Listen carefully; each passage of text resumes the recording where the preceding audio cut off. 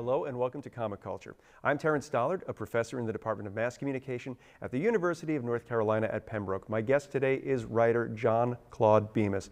John Claude, welcome to Comic Culture. Oh, wonderful to be with you, Terrence. Now, we're here to talk a little bit today about your new graphic novel, Rodeo Hawkins and the Daughters of Mayhem. Now, I understand this is your first graphic novel, so what made you decide to go from writing the traditional young reader books into the new medium of the graphic novel? Well, I come at it first just as a fan. I mean, I've been a fan of these kind of stories for a long time, and also just as kind of a creative person, it's fun to try new things. The book, I didn't originally imagine that the book was going to be a graphic novel, but I thought that I might turn it into a fantasy novel, which is more typical of what I write. You know, those early ideas were just coming in a way that were highly visual, were real heavy on the dialogue, and they were coming so fast initially that I just wanted to capture it relatively quickly and wrote it as a script. And so seeing it in that script format made me realize, oh yeah, the possibilities. This could be kind of fun as a graphic novel. So.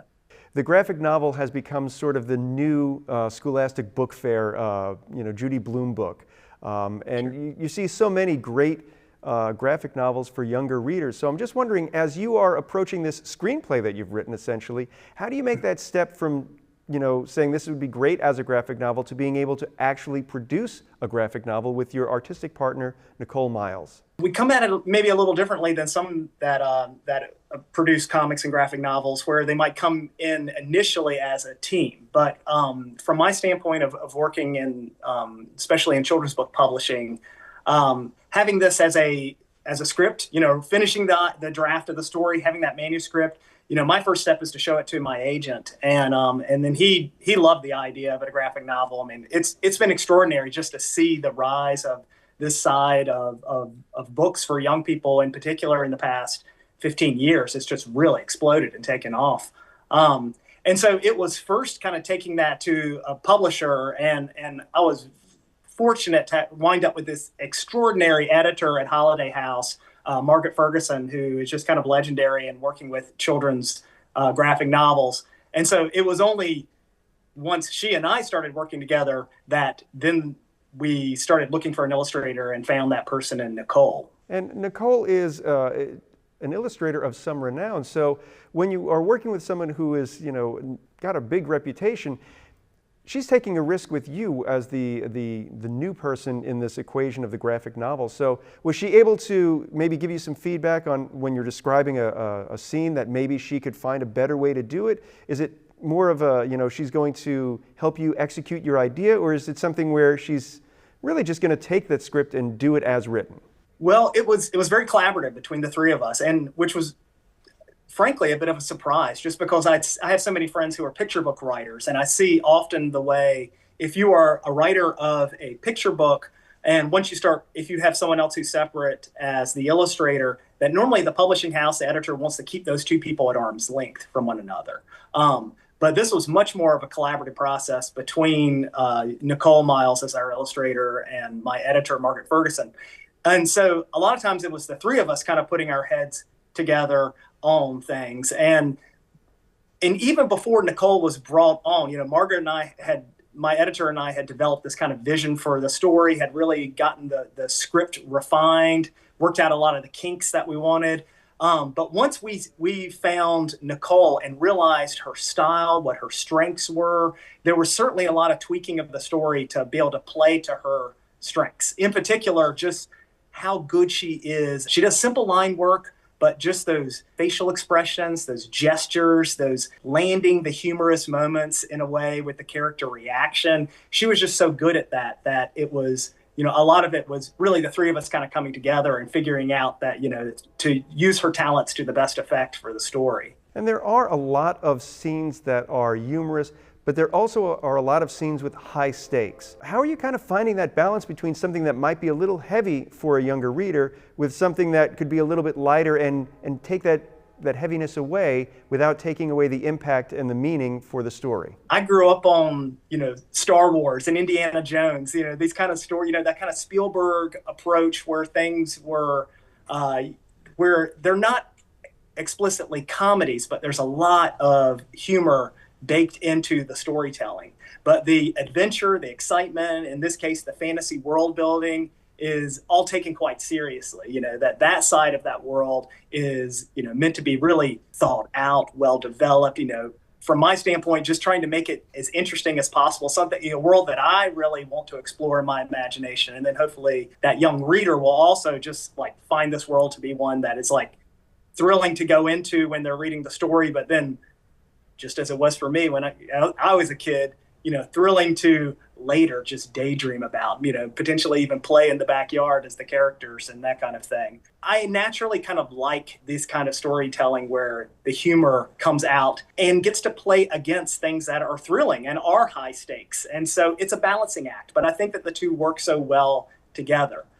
And while I've had a lot of humor in a lot of my fantasy novels that I've written in the past, this was really one of the first ones where got to just sit down and kind of craft jokes in a way that a comedian might, or if you're working on something that might be closer to a comedy script. The joke is not just a kind of throw off, but it can become a little bit more of a centerpiece to particular scenes and particular moments. So it was a lot of that. And I've learned a lot from paying attention to what comedians and people who write jokes and humor do of, when don't just stick with your first idea. When you try to come up with something funny, try to come up with a whole bunch of different versions of it, a whole bunch of other lines that might be just as funny. Test those waters to see what really is really tickles your funny bone in that moment. And so it was a lot of getting to do that, which I hadn't done quite as much previously. So it was kind of fun to hone those skills, to get to play around in this kind of new sandbox of possibilities. And graphic novels, again, are just so dialogue heavy, that you really get to see these characters in a visual way acting on the page. So it feels much more cinematic, much more akin to film in that way. And as a writer who is writing novels, being able to step back and just focus on those character moments, the dialogue, and not have to worry about filling the page with the description of, let's say, a character like Bugbear, where you are having to, you've got a lot more space to let the art tell the story for you. So is it difficult? I know you wrote it sort of screenplay style, but is it difficult for you to maybe back up a little bit and just say, you know what, maybe this is a little too much dialogue here because the art shows so much of it. I can refine it. I can boil that joke down a little bit more and have it have more impact by using less words. Yeah, and that is one of the most fascinating parts of it, is just how much room you have and what you just don't need that is used in novel writing when you're using full narration and you're having to use words to conjure the images in the reader's mind. But with the graphic novel, I had to come in from it from a very visual aspect where I might be imagining what particular panels were going to look like, making assumptions about them, possibilities. But in order to write the story and write particular scenes or even write particular characters in a way so that they come to life. But the approach that I had, because I know a lot of comic and graphic novel writers have different approaches to how much they're going to dictate to the illustrator what's going to be on the page. And I came in with that philosophy of not over dictating to Nicole, my illustrator, what the characters might look like or what particular scenes. It was just the bare bones of the storytelling, what was absolutely essential to that particular scene in terms of the action and what might happen there, so that I could just give her a lot of freedom, because I'd seen her work. I knew what she was good at. I knew her skill sets and her talents. And so I felt like the end product was going to come out so much better if I could just give her room to feel invested in putting what she wanted into those scenes and helping to bring them to life. And so it was incredibly rewarding and really fun just to see what she did. Because again, I had certain images in my head, say with the character design, what Bugbear might look like. But I gave Nicole very little input on what Bugbear did look like. It was like, she's a giant bear with a couple of antennae who wears some sort of military style outfit and has this kind of giant electro blaster. But in the end, that's about it. And so then to see what Nicole winds up doing with that character, or even any of the number of characters that are in the story, was just kind of so fun. What wound up being what was almost exactly the way I had it in my imagination, versus at times where she really surprised me with the design of the character. You talk about the blaster, and I'm thinking about some of the material in this book. We're talking about high stakes. We're talking about characters who die in this graphic novel. So is this the same audience that you've written for in the past, or is this maybe an older audience that you're aiming for with this graphic novel? I was a 4th and 5th grade teacher for a long time, and so that time in childhood is one that I just know very well from being around those kids. And that time for me as a young reader, that was that 4th, 5th grade, but even into 6th and 7th grade was a time when I was really discovering some of those books that I was most in love with, from the Tolkiens and the C.S. Lewis type of stories. I have always written really with that audience in mind, that kind of upper elementary and middle school age reader. So this is very akin to the same age group that I've written for in the past, with with a lot of those same kind of stakes, because at that age, that life and death kind of stakes can just be an appealing and interesting part of a good fantasy adventure. When I was in 6th grade, my English teacher, Mrs. Kutz, made us all read The Hobbit. And it was a great introduction to fantasy literature. We felt like we were reading something that was grown up, because it was a lot of pages. And we also had the fun part of reading about the ring and all of this other stuff that's going on, this high adventure. And it really sets us on a path as readers to seek out that interesting, unexpected fiction. So as someone who is on the other side, someone who is writing this type of fiction, are you thinking, that current media gives you a lot more latitude than they may have had when I was in school? I mean, when you were in school, we didn't really know about the multiverse, but here you are leaning into the fact that we've had so much multiverse in the last 10 years or so, that you have jokes everywhere about it, and it's part of what makes your book so interesting. How do you kind of balance that expectation of what the audience may know with what you're hoping that they can get out of the rest of the story? Yeah, because I'm certainly acutely aware of how young people today, the readers that I'm writing for, are very different from who I was when I was their age. They live in a very different world, and I keep that in mind. I'm writing for them, as much as I'm writing for myself. The version of myself that I imagined, when I was at that age, what would have been fun and interesting. But so much of that kind of fantasy and literature from my childhood really looked, like the Tolkiens, the Hobbit. A lot of those kind of stories was looking. Fantasy was very much looking to these traditional kind of medieval Europe kind of settings. And I think that we've seen how, with this rise of using the multiverse as a fantasy setting to explore, is becoming more and more engaging and interesting. And I think really speaks to the more contemporary readers in a number of ways. I mean, I think in one sense, I think that there's a little, I haven't grown tired of seeing fantasy stories that are set in kind of pseudo medieval European worlds. But at a certain point, you do kind of want something new. You want to, see something a little bit different. In the multiverse, which maybe I should pause for a second and just explain, just to make sure, in case some of our readers don't know what we're talking about with this term multiverse. But when we're talking about this idea, it's based on this idea that we live on our Earth in our universe, as we all know, but this possibility that there might be other universes and alternate versions of our Earth on some of these other universes, and maybe even alternate versions of ourselves. And we see a lot of stories that are exploring that, because I think it still becomes a portal fantasy. It still operates in that way, that for the reader, it feels like they're heading into a world that is wildly different from our ordinary world.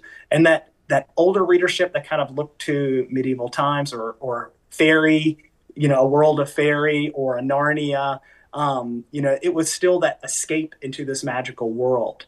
Now, the multiverse allows us to play with that, but often does it with kind of less medieval set dressing, because the possibilities can be a little more contemporary. That can be a fantasy world, but we're going into an alternate version of it that shares some things with our world, but also takes aspects of world and sends them into wildly different directions. And so it gives a lot of latitude, in other words, for writers of fantasy to be able to play in the multiverse.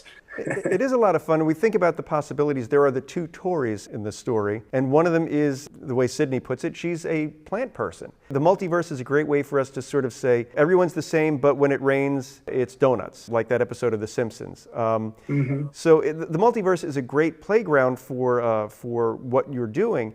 And I'm just wondering, as you are, again, playing in this multiverse, you have the one constant, the character of Sydney, who is the only Sydney. And I don't think I'm giving away too much about the book. You kind of get to that pretty quickly in it. So as you are developing these characters, is there some sort of like underlying message about somebody who might feel that they don't necessarily fit in everywhere? He is the only boy in the Daughters of Mayhem, after all. So is there some sort of message that you've kind of baked in there that we can kind of glean as we're reading through it? Yeah, I don't know about a message as much as just kind of posing, interesting puzzles and questions and mysteries for the reader.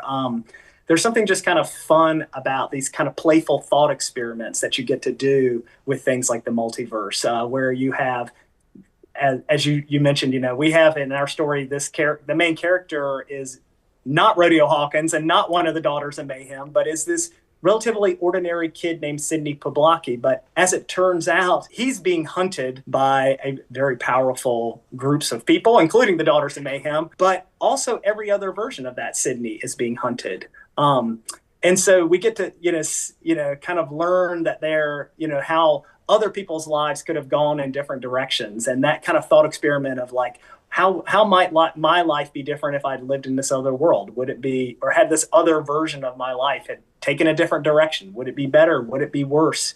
And for Sydney, at times, he sees how some of the other Sidney Pembrokes had better lives in many ways, but certainly in other ways, they had worse ones. And so, it mostly becomes less about a message and more about just kind of fun and playful kind of puzzles and thought experiments to pose for the reader about it. And I think that's what great literature does. It kind of makes us want to think. It makes us want to either explore the world a little further, or it makes us want to, as we're reading it, we can't help but wonder, like you're saying, try and answer those questions on our own about what would happen if I had powers or something like that. So again, as somebody who has written a lot of fantasy novels for young readers, now moving into graphic novels, do you find that there's plenty more questions out there for you to ask that are going to inspire you to keep writing? Or do you sometimes feel like maybe I'm going over the same thing and I need to pump the brakes and start from scratch? No, for me, there's always something new to explore with it. There's always kind of new angles and new things. And that's what's been fun about kind of setting up the cast of characters that we have in Rodeo Hawkins and the Daughters of Mayhem and Sydney is, when I create a cast of characters, I grew up playing Dungeons and Dragons, and one of my very favorite parts of that was the creation of your characters who are going to go on the campaign and how they might be, different from one another, how they're going to play different roles, who's going to be the muscle, who's going to be the brains, who's going to be, one with more heart, who's going to be someone who's going to be the sneaky kind of potentially traitorous one. When you have that kind of rich cast, I'm realizing the more that I kind of working on some of the upcoming books is that it's just diving in deeper rather than adding new elements to that, going in deeper with a lot of the character development and the possibility of posing some of these new questions, new riddles, new possibilities for even just that idea of what if there are many different versions of us. This first book has many versions of Sidney Pembroke, but I'll give a little teaser that the next book in the series, which is going to be called Rodeo Hawkins and the Sons of Disaster, is that the villain in this story who is setting a trap for Rodeo Hawkins and the Daughters of Mayhem has found Sydney's old best friend, Walt, but not only him, but every version of that Walt. And so it's kind of setting a trap using all these multiple versions of Walt in the next book. I love the challenge of just taking what I have and then looking for new ways of playing with the material, new possibilities to explore. And for me, right now, at least, it feels like there are so many. I have notebooks just filled with ideas and possibilities of different directions, and so it feels like rich terrain to be playing with. And with a strong cast of characters, I know for myself when I'm writing, sometimes I'll struggle with a character until I find their voice. And then it seems as if that voice is guiding how I'm going to, I guess, approach a scene, or what they're going to say or how they're going to say it. So I'm wondering, as a professional writer, are you relying a little bit on the characters to say, no, I'm going to do it this way? Or is it, simply you kind of know it and it's just going to happen as it happens? Yeah, I love that question. It's just interesting because I remember at other stages of being a writer, I would hear that writer talk about how, oh no, the character just tells me what to do and what's right. And I used to kind of, scoff at that and say, no, come on, really, you're the one that's in charge. It's all coming from your imagination. You are the one that gets to decide. But I think with that kind of approach of feeling like the character speaks to you as a writer is coming at it from a place where you are being much more intuitive to that creative process rather than trying to over manipulate it from, a kind of maybe more logical standpoint. You have to kind of trust your instincts on this, and you have to kind of develop characters that are rich enough, thoughtful enough, and have enough quirks and characteristics that set them apart from one another, that there's a certain way that they would probably do stuff. They have their own very particular motivations and, psychological needs and emotional needs. So once I've kind of figured that out with the characters, it does feel much more these days like those characters kind of tell me what to do. And if I'm starting to head down a scene where I'm trying to force them into a box that just doesn't make sense for them, my intuition will tell me, that character will tell me that, no, you need to, there's another approach, a better idea out there to explore. I think it was Mark Waid who once told me that, writer's block, not being able to put something on a page is usually your subconscious saying, hold on a second, something's not working right. And sometimes, you need to take a break to let your brain solve the problems in the background while you do something else, whether it's, walk the dog, empty the dishwasher, play guitar, or something like that. So as somebody who is writing and trying to put ideas down and meet deadlines, when you find yourself struggling a little bit to get that idea down, do you sometimes just give yourself that break to clear your mind and then come back and just trust that it's going to be there when you go sit back down? Yeah, 100%. Because it's a lot of, it's important work when you sit down at the laptop and actually, do the actual writing that you're supposed to do. Absolutely crucial to the process. But for me, just as important and just as valuable use of time is when I'm not at the laptop and I'm just having that dedicated time just to work on ideas in my imagination. So there's having the kind of writing practice, but there's also having the imaginative practice. And in learning how to be good at having a strong imaginative practice to work out those ideas is also finding what to actually do during that time. And so for me, a lot of times it is walking, it's movement, it's being active. I find that I do my best thinking and my best sorting out of ideas when I'm back in the woods on trails, and I carry little back pocket notebooks with me. Whether it's early stages of a book or whether it is hitting a point of writer's block and needing to come up with a new idea, what the next scene might be, a bit of dialogue.